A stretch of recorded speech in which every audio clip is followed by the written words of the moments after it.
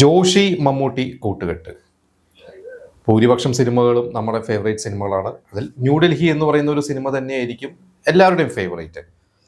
അതുപോലെ തന്നെ ഇവരൊന്നിച്ച ഒരു സിനിമ, ഒരു സൂപ്പർ ഹിറ്റ് സിനിമയായിരുന്നു നായർ സാബ്. അപ്പോൾ നായർ സാബ് എന്ന് പറയുന്നൊരു സിനിമ നിങ്ങൾ പലവരും കണ്ടിട്ടുണ്ടാവും. ന്യൂഡൽഹി കഴിഞ്ഞിട്ട് വന്ന ഒരു സിനിമ എന്ന രീതിയിൽ അതിൻ്റെ ഭയങ്കര ഹൈപ്പും കാര്യങ്ങളൊക്കെ ഉണ്ടായിരുന്നു. അപ്പോൾ ഇന്നിപ്പോൾ ഞാൻ പഴയ ഒരു റിപ്പോർട്ട്, ഒരു മാഗസിനിലെ റിപ്പോർട്ട്, ഇവർ തന്നെ 89 തന്നെ നായർ സാബ് ഇറങ്ങിയ ഒരു വർഷത്തെ ഒരു റിപ്പോർട്ടാണ്. അത് നായർ സാബിൻ്റെ ഒരു ഹിന്ദി റീമേക്കിനെ കുറിച്ചാണ്. അപ്പോൾ അതെന്താണെന്നുള്ളത് നമുക്ക് നോക്കാം.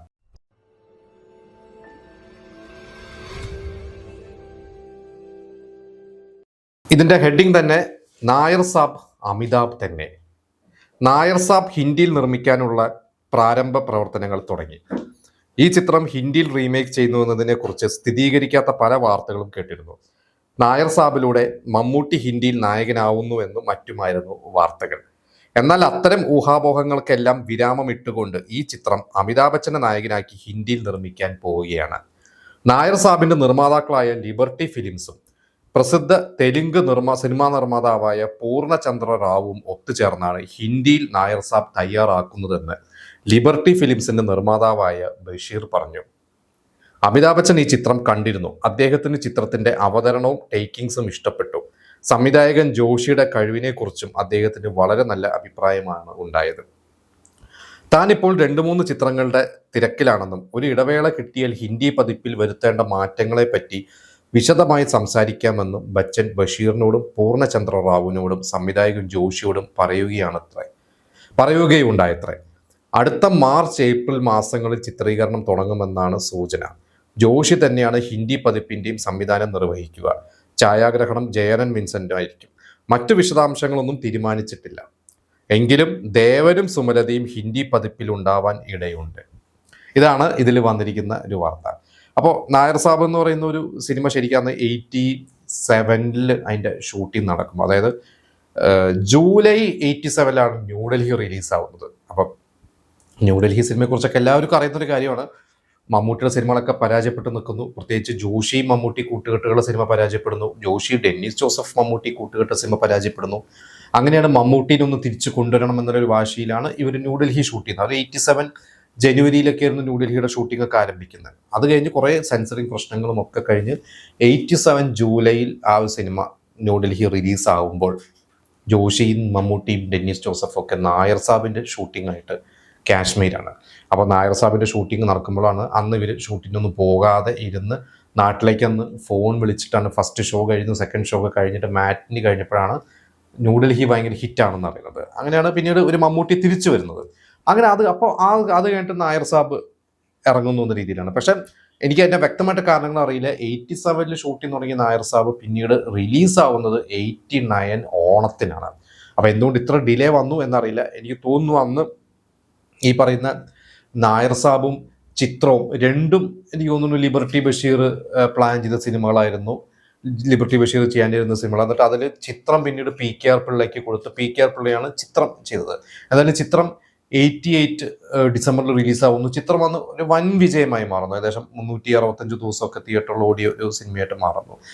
നായർ സാബ് 89 ഓണത്തിനാണ് തിയേറ്ററിലെത്തുന്നത്. അപ്പം നായർ സാബും ഈ പറഞ്ഞ പോലെ അതിൻ്റെ ഒരു കഥയൊക്കെ പ്ലാൻ ചെയ്യുമ്പോൾ അന്ന് ഈ പറഞ്ഞ ഡെന്നിസ് ജോസഫൊക്കെ അന്ന് ന്യൂഡൽഹി ഇറങ്ങിയിട്ടില്ല നായർ സാബ് പ്ലാൻ ചെയ്യുമ്പോൾ. അപ്പോൾ അവരും കുറച്ച് വളരെ ശ്രദ്ധിച്ചിട്ടൊക്കെ തന്നെയാണ് ഒരു സിനിമ പ്ലാൻ ചെയ്യുന്നത്, അല്ലെങ്കിൽ ഒരു സിനിമ എഴുതുന്നത് മമ്മൂട്ടിനെ വെച്ചിട്ടാണ്. അപ്പോൾ അന്ന് അവർ ആദ്യം പ്ലാൻ ചെയ്തത് മറ്റൊരു കഥയായിരുന്നു. പക്ഷേ ഈ ഒരു മിലിറ്ററി പശ്ചാത്തലം തന്നെയായിരുന്നു. പക്ഷേ അതിൽ വേറൊരു വേറൊരു തരത്തിലുള്ളൊരു കഥയൊക്കെയായിരുന്നു. അതൊക്കെ മാറിയിട്ടാണ് പിന്നീട് നായർ സാബ് ഇങ്ങനെ ഒരു മമ്മൂട്ടി നായകനായിട്ട് വരുന്ന ഒരു നായർ സാബ് വളരെ സീനിയർ ആയിട്ടുള്ള ഒരു ഓഫീസർ. മമ്മൂട്ടിയുടെ ഈ പറഞ്ഞ പോലെ ജൂനിയേഴ്സായിട്ട് അന്ന് ഒരുപാട് പേര്, അന്ന് നമ്മുടെ സിദ്ദിഖും സുരേഷ് ഗോപി, മുകേഷ്, വിജയരാഘവൻ, അങ്ങനെ ഒരുപാട് പേര് അന്ന് അതിലുണ്ടാവും. എനിക്ക് തോന്നുന്നു അന്ന് ആ ഒരു സിനിമയിൽ അഭിനയിച്ച സുരേഷ് ഗോപിയുടെ സൂപ്പർ സ്റ്റാറായി, മുകേഷും നായകനായിട്ട് തിളങ്ങി, സിദ്ദിഖും നായകനായിട്ടും പിന്നീട് പ്രതിനായകനൊക്കെ ആയിട്ട് ഇന്നും തിളങ്ങിക്കൊണ്ടിരിക്കുന്നു. ഭയങ്കര ദേവന്റെ റോള് ഒരു അതിഗംഭീര റോളാണ്. ദേവനാണെങ്കിലും ന്യൂഡൽഹിയിലും ഈ പറഞ്ഞ പോലെ ദേവൻ തകർത്ത് അഭിനയിച്ചിട്ടുള്ളതാണ് ന്യൂഡൽഹിയിൽ. അതിലെ വില്ലൻ വേഷമൊക്കെ നമുക്കിപ്പോഴും മറക്കാൻ പറ്റില്ല, ദേവന്റെ ഒക്കെ ഒരു വേഷം. അത് കഴിഞ്ഞിട്ടാണ് പിന്നീട് ഈ പറഞ്ഞ നായർ സാബ് വരുന്നത്. അന്ന് ലിസി അതിൽ ഗംഭീരമായിട്ടുള്ള റോൾ ചെയ്തു. ലിസി എന്ന മുൻനിര നായിക സുമലത, അതായത് ന്യൂഡൽഹിയിലെ കൂട്ടുകെട്ട് തന്നെ വീണ്ടും അതിലോട്ട് വരുന്നു. അങ്ങനെ വളരെ വളരെ പ്രതീക്ഷയോടുകൂടി വന്നാണ് 89 ആ ഒരു സിനിമ നായർ സാബ് തിയേറ്ററിൽ തന്നെ. അന്ന് നായർ സാബിന്റെ ഒപ്പം ചാണക്യൻ എന്ന് പറയുന്ന ഒരു സിനിമ അന്ന് തിയേറ്ററുകളിലുണ്ട്. ചാണക്യൻ ശരിക്കും അന്ന് മമ്മൂട്ടി ചെയ്യാനിരുന്ന ഒരു സിനിമയാണ്. നമുക്ക് എല്ലാവർക്കും അറിയാം. ടി കെ രാജകുമാർ മമ്മൂട്ടി വെച്ച് ആലോചിച്ച് മമ്മൂട്ടിയുടെ ഡേറ്റും കാര്യങ്ങളൊക്കെ വന്നിട്ടാണ് പിന്നെ പ്രശ്നമായപ്പോഴാണ് കമൽഹാസിലേക്ക് പോണത്. അപ്പൊ ചാണക്യൻ ആ ഓണത്തിനുണ്ട്, നായർ സാബ് അന്ന് തിയേറ്ററിലുണ്ട്, ഓണത്തിന് വന്നു. പിന്നെ ജാഗ്രത, വന്ദനം, ഇത്രയും സിനിമകളാണ് അന്ന് തിയേറ്ററിൽ ഇറങ്ങിയിരുന്നത്. അതിൽ വന്ദനത്തിന് ഭയങ്കര ഹൈപ്പായിരുന്നു. പക്ഷെ വന്ദനം ചിത്രത്തിന്റെ ഒരു വിജയം കൈവരിച്ചില്ല. ജാഗ്രതയാണെങ്കിലും CBI ഡയറി കുറിപ്പിന്റെ തുടർച്ച എന്ന് പറഞ്ഞു വരുന്നു. അതും പക്ഷെ വിചാരിച്ച പോലെ തിയേറ്ററിൽ അന്ന് വിജയിച്ചില്ല. ചാണക്യനും നായർ സാബും ഇത് രണ്ടും ആണ് അന്ന് തിയേറ്ററിൽ വിജയിച്ച. എനിക്ക് തോന്നുന്നു കളക്ഷൻ വൈസ് അന്ന് നായർ സാബ് തന്നെയായിരിക്കും മുന്നിൽ നിൽക്കുന്നത്. നായർ സാബിന്റെ തൊട്ട് താഴെയാണ് ചാണക്യന് ഉള്ളത്.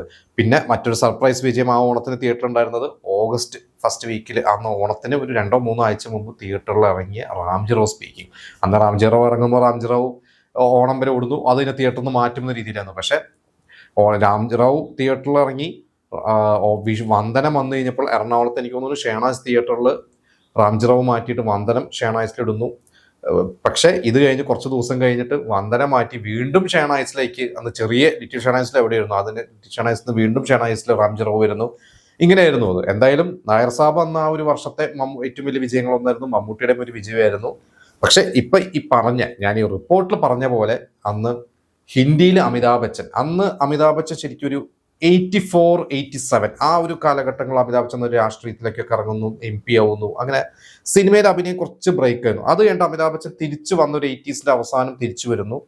പക്ഷെ വിചാരിച്ച പോലെ അന്ന് അമിതാഭ് ബച്ചന് ഹിറ്റുകൾ ലഭിക്കുന്നില്ല. ഇടയ്ക്ക് അഗ്നിപഥ് എന്ന് പറഞ്ഞ സിനിമ അഭിനയിച്ചു, അന്ന് തിയേറ്ററിൽ വലിയ വിജയമല്ലെങ്കിലും നാഷണൽ അവാർഡ് കിട്ടി. ഹം എന്ന് പറയുന്ന സിനിമ 91 അത് വിജയമായിരുന്നു. ഹം എന്ന് ഭയങ്കര വിജയമായിരുന്നു. പക്ഷെ വീണ്ടും പിന്നീട് അമിതാഭ് ബച്ചൻ അധികം സിനിമകളൊന്നും ചെയ്തു. പിന്നെ അദ്ദേഹം ബിസിനസ്സിലേക്കൊക്കെ ഇറങ്ങുന്നു. നമുക്കറിയാം അദ്ദേഹം ABC കോർപ്പറേഷൻ തുടങ്ങുന്നു,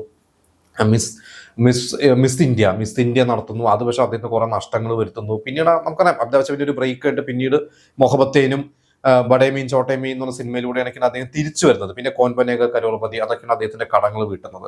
അപ്പൊ എനിക്ക് തോന്നുന്നു അമിതാഭ് ബച്ചൻ നായർ സാബിന് റീമേക്ക് ചെയ്യാൻ പ്ലാൻ ഇട്ടു. പക്ഷെ അദ്ദേഹത്തിന്റെ പല പ്രശ്നങ്ങൾ കാരണം അത് പിന്നെ സംഭവിച്ചില്ല. സംഭവിച്ചിരുന്നെങ്കിൽ ചിലപ്പോൾ അത് നല്ലൊരു സിനിമ, അദ്ദേഹത്തിന് പറ്റിയ ഒരു സിനിമ തന്നെയായിരുന്നു അത് നായർ സാബ്. എനിക്ക് തോന്നുന്നു മമ്മൂട്ടിയുടെ വേറെ ഏതെങ്കിലും സിനിമകളൊക്കെ അമിതാഭ് ബച്ചൻ റീമേക്ക് ചെയ്തിട്ടുണ്ടോ എനിക്കല്ല. അമിതാഭ് ബച്ചന്റെ പല സിനിമകളും മമ്മൂട്ടി റീമേക്ക് ചെയ്തിട്ടുണ്ട്. നല്ല ദിവാറിന്റെ ഒരു റീമേക്ക്, അമിതാഭ് ബച്ചൻ സ്റ്റാർ ആയ ഒരു സിനിമകളൊന്നായിരുന്നു ദീവാറിന്റെ റീമേക്കിൽ നദി മുതൽ നദി വരെ, അതിൽ രതീഷും മമ്മൂട്ടിയും ഒക്കെയാണ്.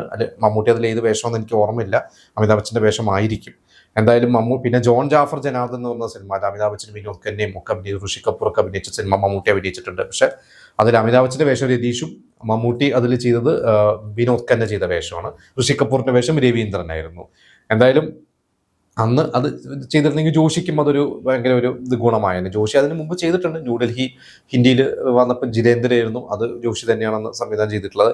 അതിൽ ന്യൂഡൽഹിയിൽ അഭിനയിച്ച ത്യാഗരാജനും ഉർവശിയും ഈ പറയുന്ന സുരേഷ് ഗോപി ഒക്കെ ആ വേഷം അവിടെ ഹിന്ദിയിൽ ചെയ്തിട്ടുണ്ട്. പക്ഷെ സുരേഷ് ഗോപി പിന്നെ തുടർന്ന് ഹിന്ദിയിലൊന്നും അധികം സിനിമകളൊന്നും ചെയ്തിട്ടില്ല.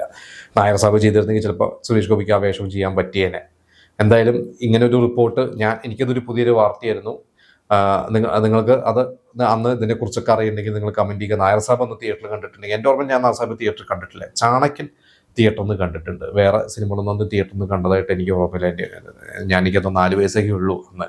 എന്തായാലും നായർ സാബ് സിനിമയെക്കുറിച്ചുള്ള നിങ്ങളുടെ ഓർമ്മകൾ, അന്നത്തെ നിങ്ങളുടെ തിയേറ്റർ എക്സ്പീരിയൻസുകൾ നമുക്ക് കമൻറ്റ് ചെയ്യുക.